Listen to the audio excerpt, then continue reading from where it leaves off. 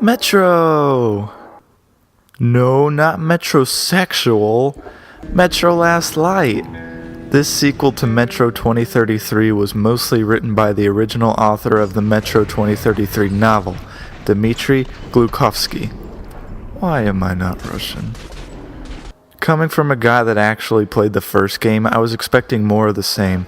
I was partly right, but there's definitely more to it than that. You play as Artyom, the same slightly mute protagonist as in the first game. Last Light continues his story from 2033, and it's one stellar tale, but we'll get to that later. If you're wanting darkness, you got it. This game is one of the darkest I've ever played, and I'm not talking about the content. Not that this is a complaint or to say that's not what they were going for. You traverse in several connected train stations after Russia has been nuked. I would be concerned if there was more light. You still shoot in first person, write in your journal in between chapters, and restock ammo in the little towns contained in stations. Honestly though, I enjoy the towns way more in this entry than I did in the last. Maybe I didn't pay attention in 2033, but here, just about everyone you walk by has 5-minute conversations with the people around them. It's crazy because none of it is boring. They talk politics, current events, skepticism, and so much more that relates to the setting around you. It's one of the best made parts of the game. Of course, a lot of people will find those sections boring, so let's skip to the main gameplay types. Mostly, it's a transition from optionally stealth sections with opposing humans to mutant monsters that never like to give you personal space.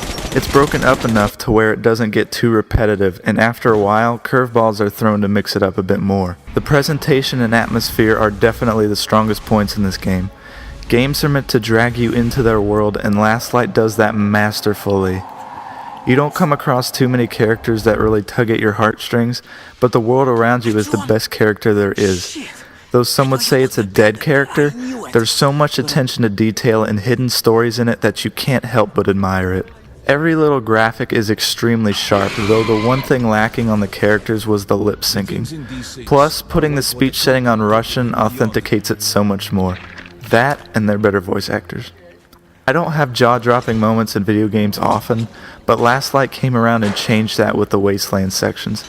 The first time you emerge from the underground and cast your eyes on the ruins surrounding you is magical. I had to stop dead in my tracks and admire in a full 360 motion every piece of this dead Russia. I've never seen such beauty and debris. I feel they designed this wasteland better than parts of the Fallout series, and that's saying a whole lot. The story took a while to really get going, but it turns into a lovely tale of misunderstanding, loss, innocence, and being unique. That's all I'm going to say to not spoil anything. You must witness it for yourself. It wasn't until after I beat it, though, that I found out most of the story plays on a morality system. Hey, thanks! That would have been nice to know at least once. I feel retarded for not figuring it out, but the game never even touches upon this aspect. Still, it's cool to come across random occurrences and multiple choices in a situation, especially for a game that packages itself as a run-of-the-mill first-person shooter. It also features multiple endings depending on decisions made and how you went about all the combat, sort of like Silent Hill. I enjoyed Metro 2033 to an impressive degree, but Last Light stepped that up a couple notches. Arguably having a better story, absolutely gorgeous wasteland sections, great mechanics, and memorable set pieces, Last Light gives other shooters a run for their money, and that's hard to do with the market being oversaturated. My rating for Metro Last Light is a well-earned 9 out of 10.